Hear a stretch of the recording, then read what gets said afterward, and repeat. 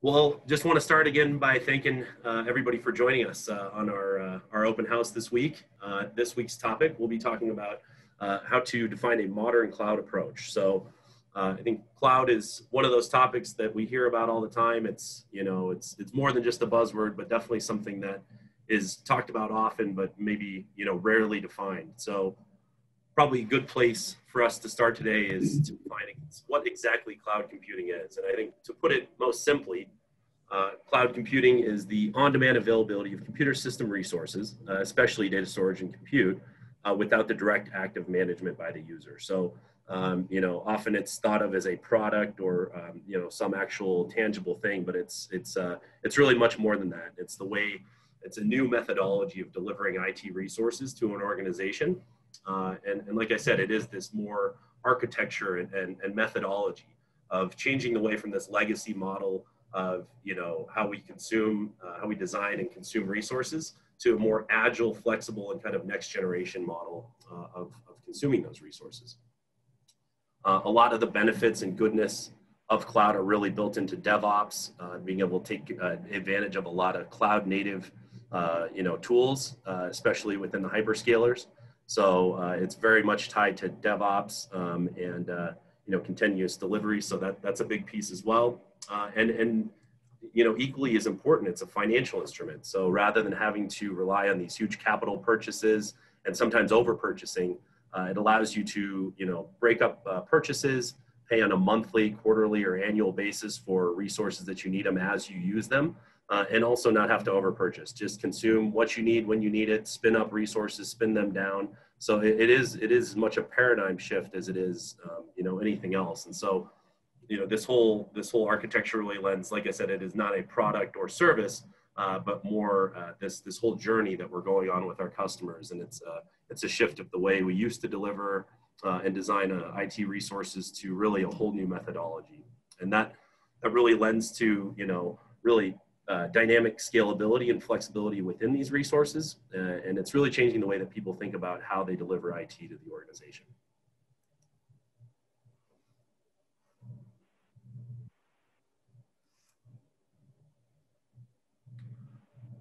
David, Yeah, you ready to go? Yeah, so when we talk about cloud and that it's a change in architectural and operational methodology, there are several points that we really like to highlight here. And first is that it decouples and abstracts the workload. And what we mean by that is that management is no longer handled via an interface through a physical server or cluster. Rather, a web portal becomes the new avenue of management for resource allocation.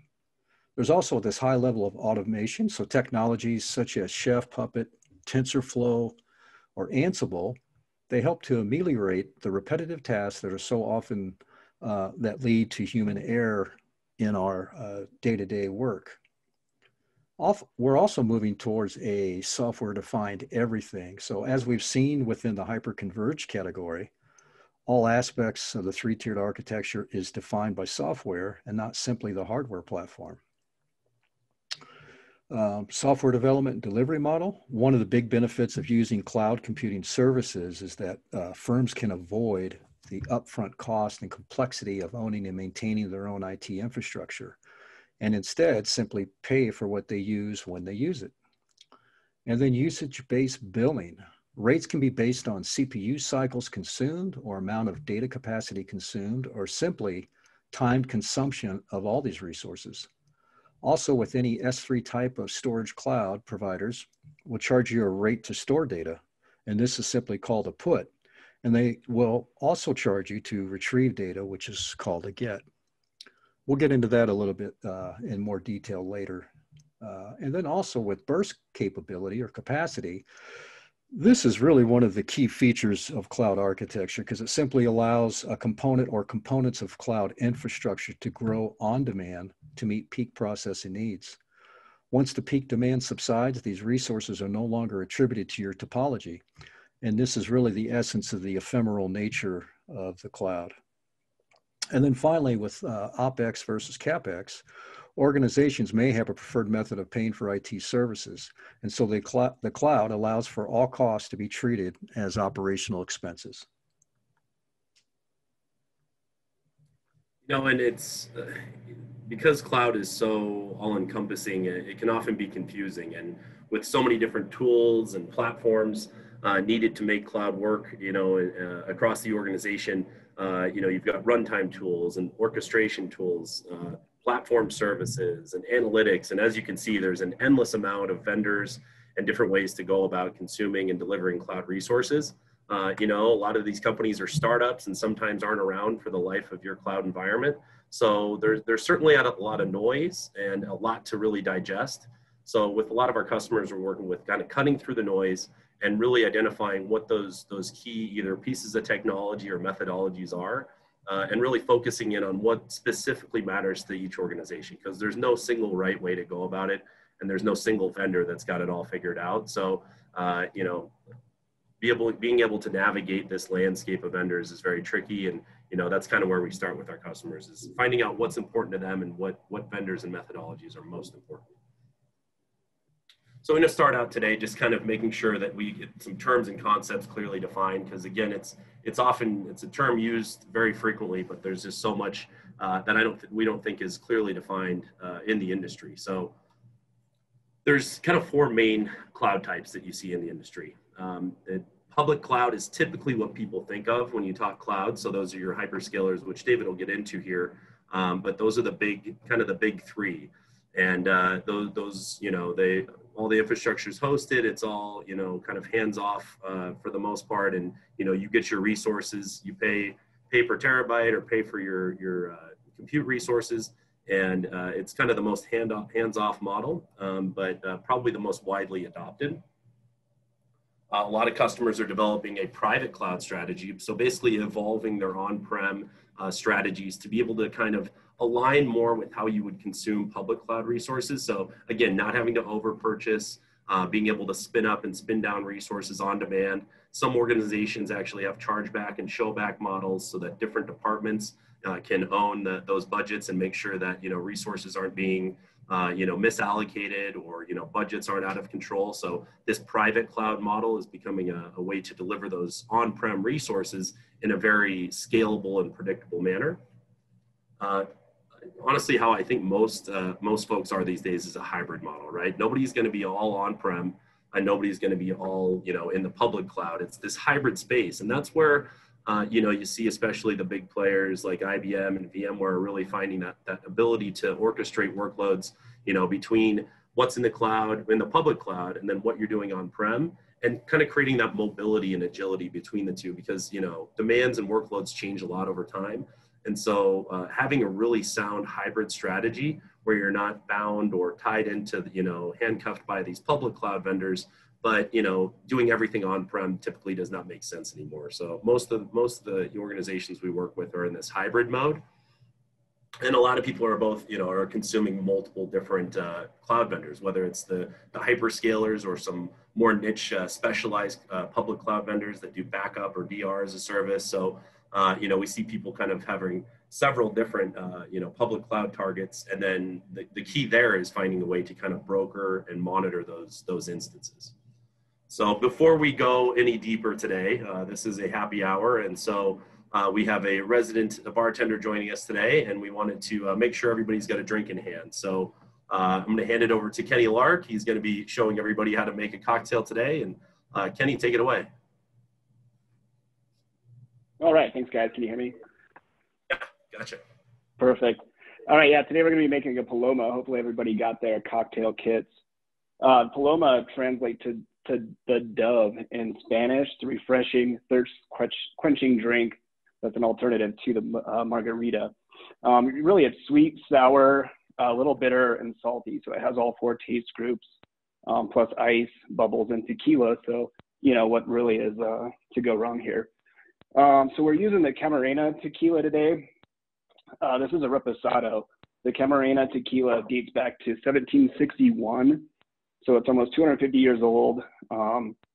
Geographically, if you go down to Puerto Vallarta, take about 600 miles, actually 280 miles, east of Puerto Vallarta. That's about a 6-hour drive to get to Camarena. And that's where you'll find it.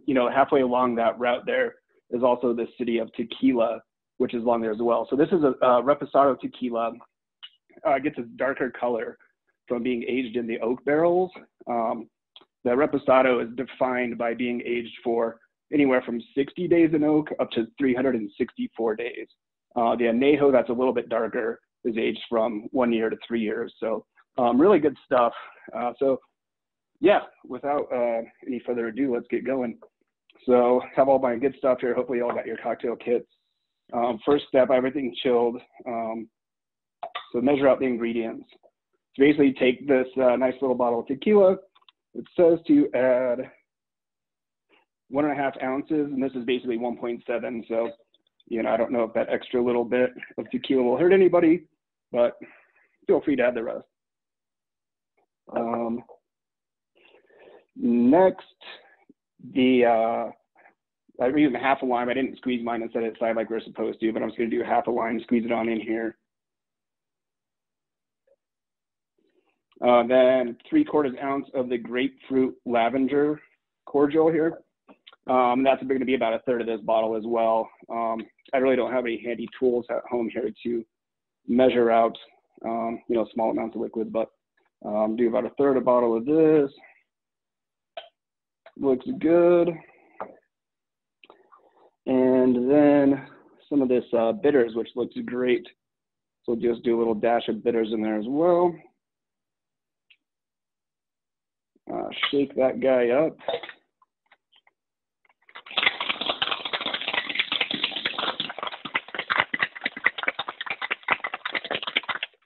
All right. And also said to use a Collins glass, but I like these little wine glasses here. So strain that in.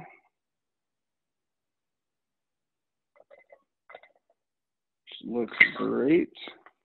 And then you top it off with 2.5 ounces of the club soda here.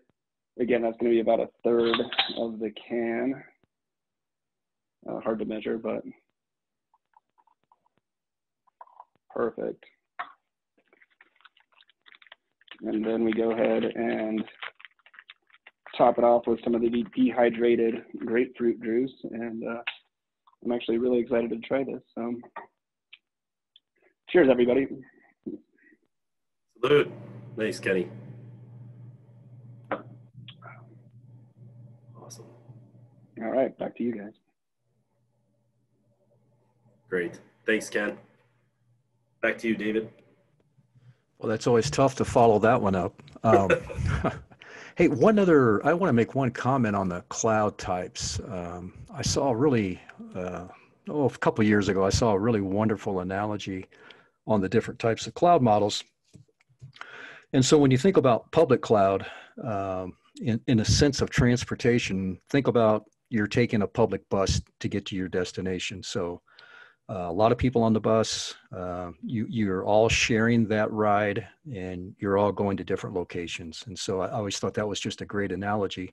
When you think about a private cloud, you think about you're going in your own car to a destination. So you think about, instead of paying just for the bus fare to get you someplace, you spent thousands of dollars to buy the car. And you have a lot more control, right, as far as how fast you're going to get to the destination and so on. And then when you think about the hybrid model, simply think about ride sharing. You know, you're paying, again, to get to a certain location, a little bit better control because that ride share is just designated for you only. But I thought that's just translating those ideas or those concepts into transportation models. I thought was pretty interesting and just really makes it a little bit more digestible.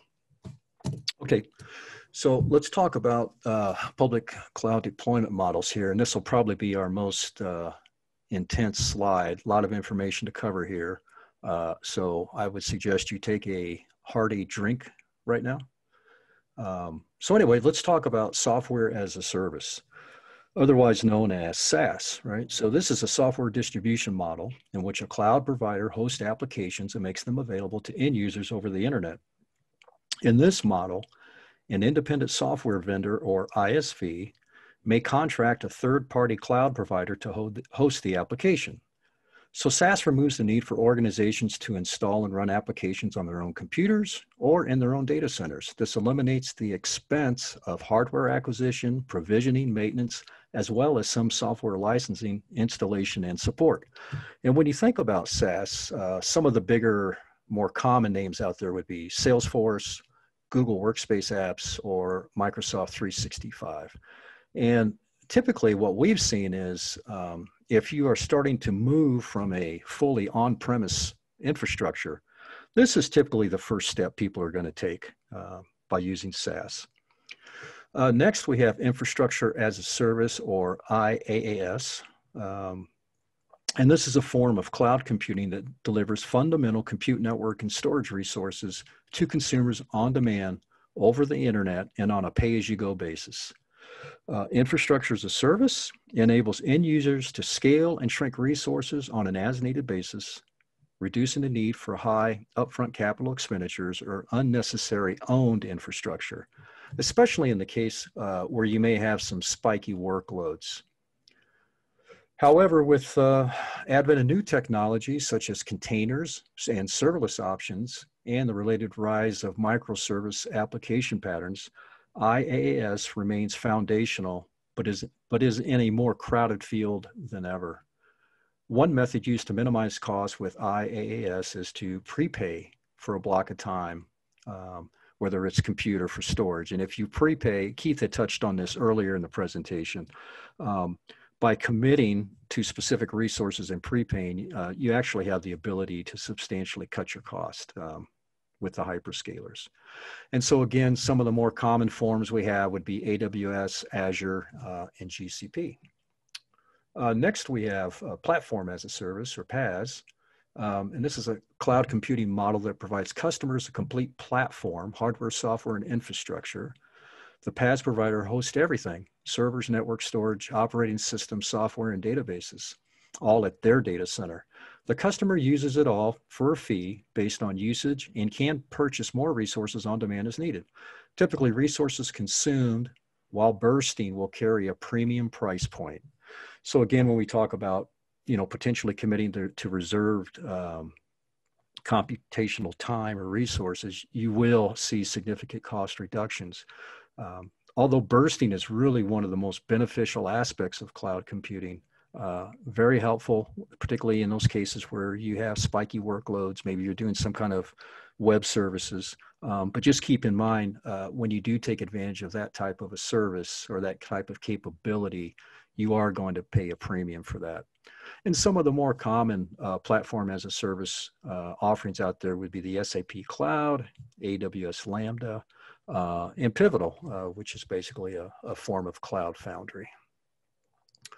Another one I wanted to touch on that is starting to get a lot more press lately is Infrastructure as a Code, or IAC.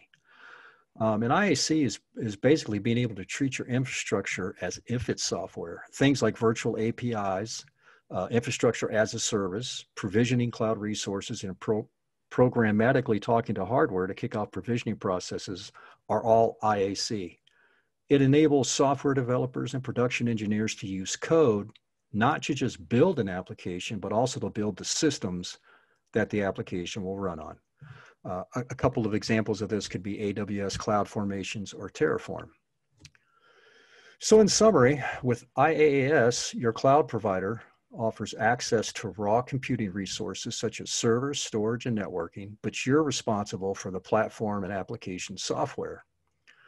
With PaaS, your provider delivers and manages the entire platform infrastructure. You are abstracted from the lower level details of the environment, and you use the platform to develop and deploy your applications. And finally, with SaaS, it's software you use via the cloud as if it were installed on your computer.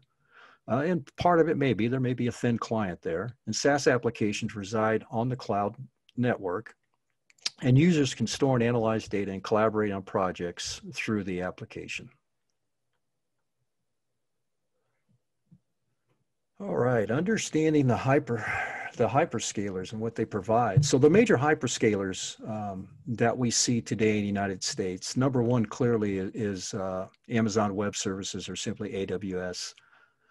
Microsoft Azure, Google Cloud Platform or GCP, and then the IBM powered cloud by Red Hat. One of our favorite boutique cloud-based storage providers here at Sanity is a company called Wasabi. They specialize in storage only, and they do offer partners such as Limelight that can offer up computing platforms if you wanted to do like a complete package. Somebody like a Wasabi is very beneficial if you simply want to set up a, let's say like a target for backups or maybe as a replication target for your data. Let's see. One of the nice things about Wasabi as well, what really made us attracted to them is the fact that, as I mentioned earlier, you have these S3 commands called puts and gets, and at times you will be charged for both, and particularly with the gets, which means you're retrieving your data. AWS is fairly infamous for charging very expensive fees for this. And so one of the things we like about Wasabi is that there are no egress charges for that at all. And then in addition to S3 storage, we have other vendors in the cloud, such as Nasuni, which offers a filer system that you would have on location, but then it would replicate all the data to the cloud. You could have multiple offices across the country or around the world. And all of that data would home run back to the same location. So you'd be able to access that data from anywhere in the world. And there's another company called Zadera who offers block storage in a similar format where they have an appliance locally on site, and then the data gets replicated off site, again, available throughout the world. And so this is simply referred to as storage as a service, or STaaS. Typically, gateways are located on-prem, and they link back to larger cloud-based repositories. All of the major hyperscalers offer a complete portfolio of services designed for SMBs up to global enterprises. So let's talk about AWS briefly here. So Amazon Web Services, or AWS, is the world's most comprehensive and broadly adopted cloud platform, offering over 175 fully featured services. Some of the most popular offerings at AWS are their EC2 instances or virtual servers, Amazon RDS or managed relational database services, and AWS Lambda, which is a serverless server instance. AWS has the most geographically dispersed infrastructure by offering 77 availability zones within 24 geographic regions around the world. AWS was originally developed to serve as the e-commerce and logistic management infrastructure for Amazon. So that was the genesis for AWS. Once implemented internally, leadership at Amazon realized this form of computing could be sold to other organizations as a service. And so currently, AWS currently contributes 60% of all revenue to Amazon. Their annual revenue is now north of $50 billion. And next we have Azure Cloud Platform Services. And so deep integration within the Microsoft ecosystem is the hallmark of the Azure Cloud Platform. Popular offerings such as virtual machines based on VMware, virtual desktop functionality, or Microsoft Office apps as a service are the underpinnings of Azure. Similar to Amazon, Azure offers a host of architectures that span on-prem to cloud-native services. In addition, we are seeing the major hyperscalers move into more specialized silos such as IoT, blockchain, and deep analytics, such as the Apache Spark product Databricks. And on to GCP. Interesting, before I get started, interesting note in the news actually yesterday, GCP is, although all of the hyperscalers have seen unprecedented growth in the past year due to the pandemic, GCP is still struggling to actually make a profit. And so of the three largest ones, GCP seems to be having the biggest issues right now financially. So GCP Cloud Platform Services, prospective clients continue to associate GCP with its big data and data science capabilities stemming from the use of iconic services such as BigQuery and Dataproc. However, GCP is present in new territory with their Anthos, which is an enterprise-grade container orchestration and management service. GCP's container and Kubernetes-based middleware layer, which is designed to support the development and deployment of cloud applications in a hybrid and multi-cloud model. Google's long-term strategy is to bring additional open source focused partners into GCP as managed services, similar to the influence and confluence of what we've seen with Kubernetes and TensorFlow. Great, thanks, David. It's a lot of great information on the big three, and it's they're definitely very different from each other. So depending on your unique requirements, they definitely, customers tend to gravitate towards one versus another. So exactly. Excellent. So we want to kind of talk about a modern cloud approach. I mean, cloud computing has been around for much longer than I think it's been, buzzworthy, but there's definitely a modern interpretation, and that's what we'd like to focus on now. So most folks, everybody, at one point had, started with traditional infrastructure. So you have your server, storage, network on-prem. All those resources are deployed and consumed in a very traditional manner. You purchase, X percent more than maybe you need today, hope to grow into those resources, manage them. You have your person that manages the network, and they have all their certifications and knowledge around that particular vendor or part of the environment. You have your storage team that, manages that part of the infrastructure. The server folks are, typically aligned with managing the physical components, as well as maybe VMware or Hyper-V. And everybody kind of started here, right? So from there, a lot of organizations are moving to kind of start with changing the way they deliver those resources on-prem. So like we talked about earlier, the private cloud approach is taking that on-prem infrastructure, but tailoring it to a way that you can have more of this kind of cloud consumption model. So, typically, being able to provision resources, spin up, spin down, and just consume what you need, and typically a shift to more of an OpEx model, sometimes with creative financing and ways to be able to consume resources and not have to pay, for way more than what you need up front. Like David mentioned, the SaaS is where most people start. So think Salesforce, O365, those types of platforms where you access these applications via web interface. And most organizations are consuming anywhere from a few to a dozen of these platforms. And that was kind of the starting point of cloud consumption. So people maybe don't even know they're leveraging cloud, but that is that kind of foundational place where most people start. And digital transformation, has a lot of organizations actually developing their own SaaS models. So developing applications for their users or their customers, where those customers are accessing that company's, application and being able to get services delivered via a SaaS model. That's becoming very popular. And, a lot of leading organizations are realizing they have to become software companies. So developing a SaaS offering internally on their own private cloud is becoming a way that a lot of organizations are differentiating from the folks that are still doing things in a legacy manner.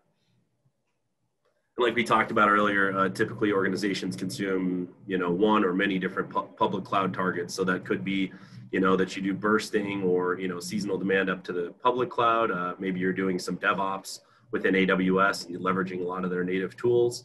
Other public cloud targets could be maybe a vendor that you use for backup as a service or DR as a service, or like David said, maybe somebody specialized like Wasabi, delivers a unique model where you don't have this egress and charges and things like that. So it can either be these hyperscalers or it could be the more niche kind of tailored public cloud players that are out there. So this is kind of the evolution of things, and most people, in this model lends to a hybrid cloud environment, and really the keys to the kingdom are, who can orchestrate, workloads between these, create the mobility, and be able to pivot and not be tied to any particular model.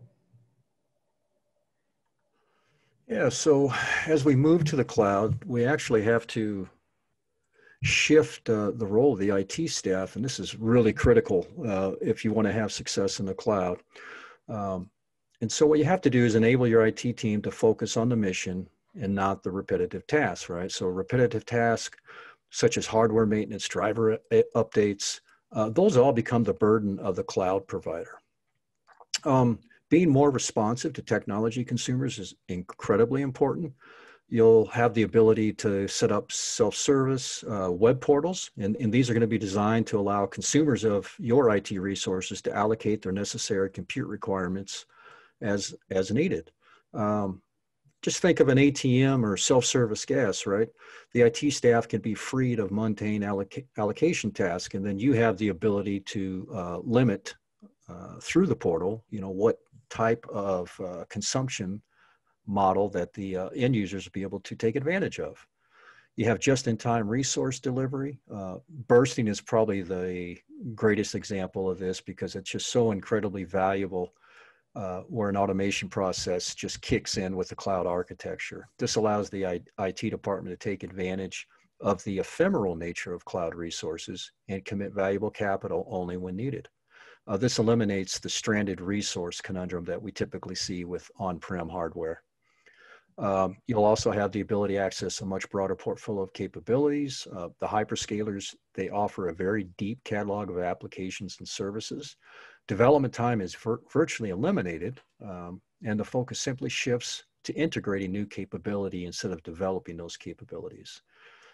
You can iterate much faster, and really, I think one of the big things here is when it comes to shadow IT, right? These self-service portals, allocation of resources at a more rapid rate, and the depth of product offerings really improves the experience of your IT consumer. This improved experience eliminates the need for departments to venture outside of your organization's IT infrastructure to fulfill a need. And this is really becoming more of a concern, the shadow IT, where people kind of go out and do their own thing, primarily due to security concerns that are starting to be exploited more and more. And at the bottom here, we talk about people or electrons, right? They're going to choose the path of least resistance to get things done. And so by providing this self-service portal, again, you'll be able to keep, the rest of your end users on your infrastructure, which is now has the security and all the necessary data protection wrapped around it. And evolving IT staff skill sets. So again, as we talk, right, this is really important that members of your IT staff really have an open mind. They may be very good at deploying operating systems and, managing hardware, but they really need to be adaptable. And this is something that's really, really important. One of the things that's been mentioned for some time is that mainframes potentially were not compatible with cloud architectures or infrastructures. But now that's even changed too. So what we've seen lately is there was a company called Software Technologies, which is actually the underpinnings of the IBM cloud, in which they created what they call a Z-OS emulator. The simulator was called Z Development and Test, or ZD&T. And it was originally designed simply to be a demonstration model for IBM Z systems, which is IBM's mainframe. So if you're out there running a Z system, you still have compatibility opportunities with the cloud. Ultimately, ZD&T was certified to run as a production solution, and ZD&T is capable of emulating mainframe hardware like VMware is capable of emulating an x86 machine. So really interesting technology that's really allowing for deeper and deeper integration across a wider swath of IT capabilities. Different skill sets that your team's going to need. Just keep in mind, if you're a Microsoft Windows environment, which most of us are, all major providers of cloud resources run on Linux. So make sure your pool of IT resources has a fundamental understanding of Red Hat or another derivative of Linux. When it comes to programming languages, Java, Python, SaltStack, ASP.NET, Ruby, and PHP are essential skills. New technologies such as artificial intelligence or machine learning will be driving your cloud implementation into uncharted territory. Always remember, moving to the cloud is a journey. Keith mentioned that in the opening slide, right? You're not building a thing. The one fundamental characteristic of the cloud is that it is ephemeral in nature. And this goes back to that bursting concept where we'll use resources only when we need them. The cloud is always evolving and adapting to your demands. And then let's talk about some technologies that may not be a fit. You still want on-premise, you still will want to do firewalls. You'll still want to have monitoring tools.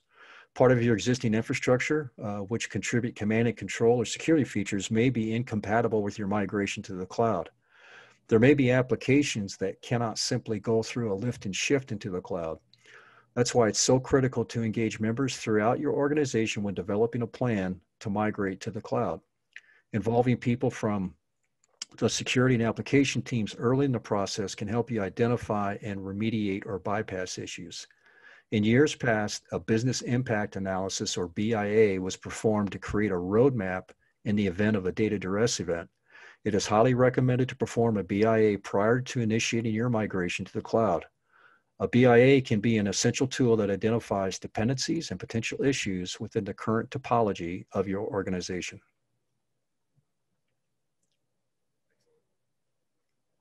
So, we kind of wanted to start by giving, a basic understanding of, some key terms and concepts, who the big players are, and what it requires for an organization to be able to pivot to really embrace the goodness of cloud and evolve as technologies grow within those.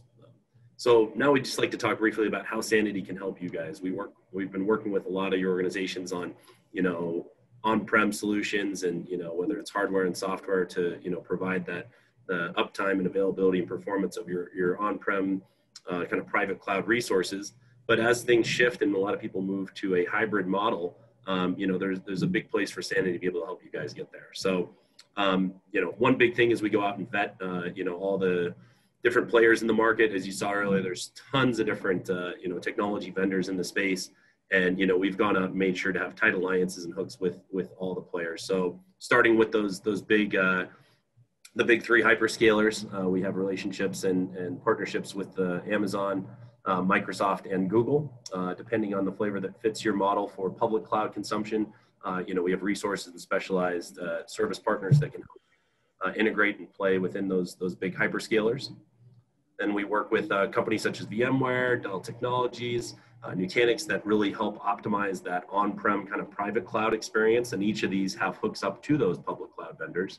But these are the main players when you look at kind of simplifying, collapsing the on-prem infrastructure, simplifying the models, getting rid of the remedial tasks of, turning knobs and deploying hardware and really streamlining those processes. And then we have, partnerships with all the kind of specialized vendors. David talked about Wasabi, our partners at Footcentral, don't just do colo, but actually have a variety of services that they offer, DR and backup as a service.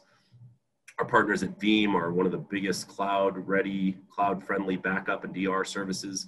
And they have hundreds or even thousands of cloud partners and alliances that they can leverage to kind of help you with this hybrid model. And then, other data protection models that help you, send different workloads to the right place at the right time and make sure you have redundancy across different sites. And then partners such as CloudBolt that help you kind of broker and monitor, where you're spending your money and resources and being able to make sure to contain and monitor all those things. So there's no sprawl or, kind of cost, allow you to be able to contain your costs and things like that. So this is just a snippet of some of our partners that play within the cloud space. Probably some familiar faces here, but we'd love to introduce you to some of these if there's ones that maybe fit your specific initiatives right now. So, and like I said, we've worked with a lot of you on your on-prem solutions, but we're not just a storage vendor or a storage partner. We've really doubled down with SanityRx recently as far as being able to deliver specialized services to help you get to this hybrid space. Within that, it is that enabling hybrid cloud consumption. So optimizing, simplifying on-prem, creating different ways to create mobility and flexibility so that workloads can move to and from public cloud providers and be able to streamline the consumption of IT resources. Migration is huge, whether it's a lift and shift where you can just take those workloads and data sets and move them up to the cloud, or if you have to refactor and actually move workloads to the cloud and give them the ability to take advantage of those cloud native tools. So migration kind of has one of two different methods you'll get there. Data protection is huge.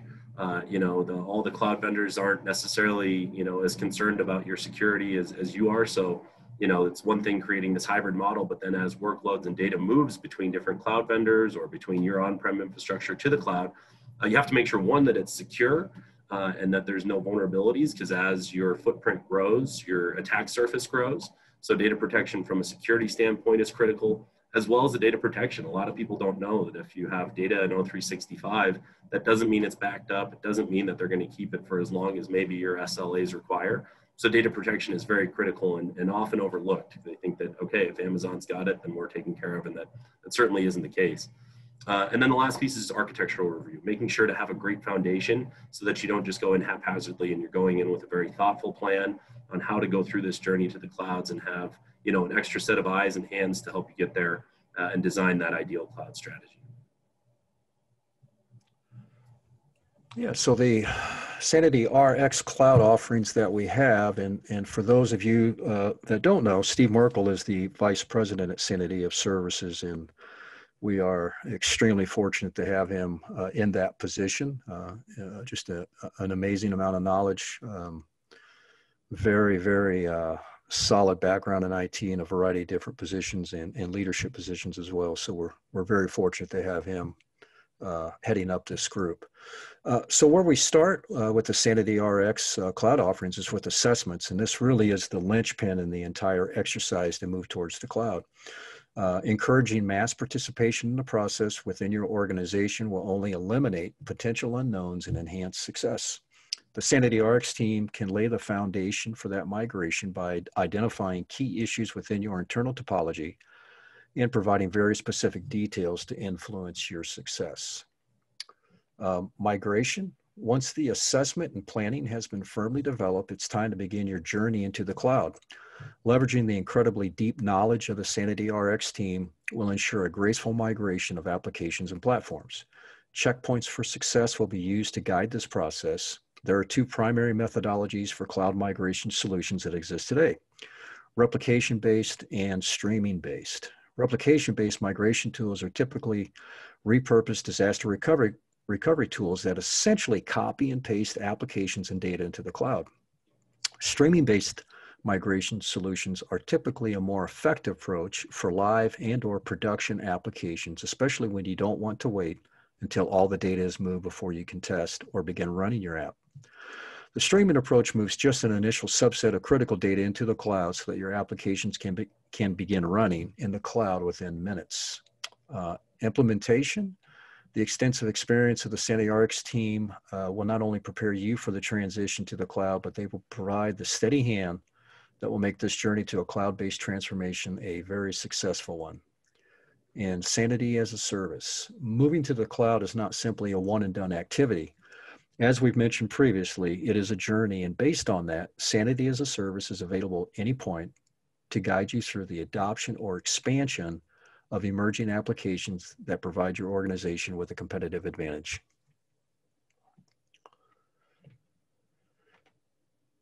So when you talk about, you know, SanityRx and working with your account teams, you know, again, we're hoping to prepare you for a very thoughtful journey to the clouds and, you know, arm you with the right services and partnerships to get there. So kind of starts with meeting you where you are, David. Yeah, exactly. And so, you know, as we have a variety of people on this webinar today, I'm sure everybody is at a different juncture when it comes to the cloud journey. And so first we have the cloud curious, and typically this is the juncture where organizations decide to evaluate the cloud with a production system or systems.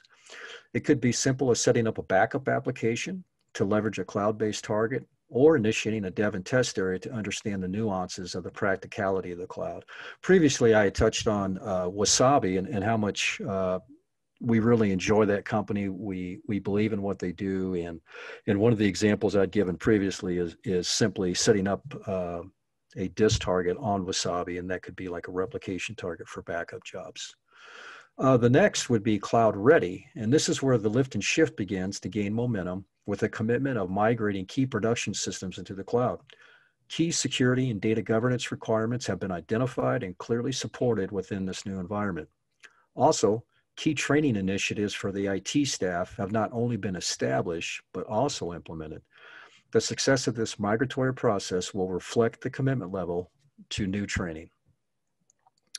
Cloud first.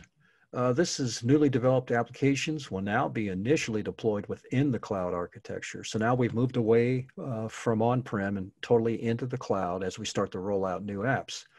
Taking advantage of machine learning algorithms will lead to enhanced success via real-time responses that nuance an application for better performance or provide key insight into measurable attributes. The introduction of microservice architecture propels the deployment of new products and services at an unprecedented rate. And finally, cloud native, mature development and delivery of all applications via microservices, tight integration of all data governance and security parameters. Reiterative processes become the norm. While data storage remains a static model, compute and application services form an ebb and flow resiliency, consuming resources only based on demand. So, like I said, it's this journey, and this kind of just articulates a lot of things that David just talked about, right? So it all kind of starts with this, discovery, right? And if you're in this cloud curious stage, we really double down on assessments, no matter what we're working with, whether it's an on-prem solution, but especially with cloud. You need to make sure to have all the right information in your hands to make educated decisions on, the kind of roadmap of your cloud strategy. So really always start with this discovery process. Once we have all that information in hand, and you have, these assessments that allow you to determine what workloads make sense to stay on-prem and what workloads really make sense to move to the cloud, then you can start moving to this cloud-ready state, right? You understand what cloud it is and isn't, what the benefits are, and what, should maybe stay on-prem, and really developing, different ways to benefit the different business units. So you kind of move towards being more cloud-ready and able to consume different types of cloud. From there, then we begin migrating workloads. And, this is starting with those maybe, low-hanging fruit, where it's something where you can just lift and shift and not have to host those things on-prem, whether it's maybe a Glacier target of moving some archives off and not having to have tape libraries or things like that. Or like David was talking about, with migrating and actually refactoring applications so that they really aren't just moved up to the cloud, but still designed in a kind of a legacy manner. If you have this streaming and refactoring of the migration, you can move these workloads up and really take advantage of all those native tools that especially like the hyperscalers provide. After you've begun migrating workloads, then you kind of move into this cloud first model and really start thinking about, that's how when you look at a new workload or requirement, you have this cloud first nature where you're designing things in that manner. And it really starts to transform how the business delivers services to their customers. And it is this really where this digital transformation begins. And then the cloud native, nature of doing things first in the cloud and taking advantage of all that goodness. And as these things evolve, it becomes kind of this continual cycle of, depending on, where things should live, you're ready for the cloud. And each time you have a new requirement, you're able to kind of, go through this process and find out where things should live. And it really becomes this transformational effect. So, this is the journey we're on with our customers, and it's really exciting. It's always changing. We love bringing on new partners that are doing really, really exciting things. And, it's great working with our company, each of our customers to find out, what's most important to them and helping them, take advantage of all the changes, especially that have happened in the last 5 to 10 years. So if we haven't worked with you and your team yet on developing a cloud strategy and helping you get there, we'd love to sit down and have a conversation with you about, what's important to your organization and all the different business units. Again, we just want to thank you for your time today. At this point, we'll open it up to Q&A. I saw a few things pop in, and please, feel free to reach out to any of your account teams or anybody here. Looks like we had some compliments on the cocktails.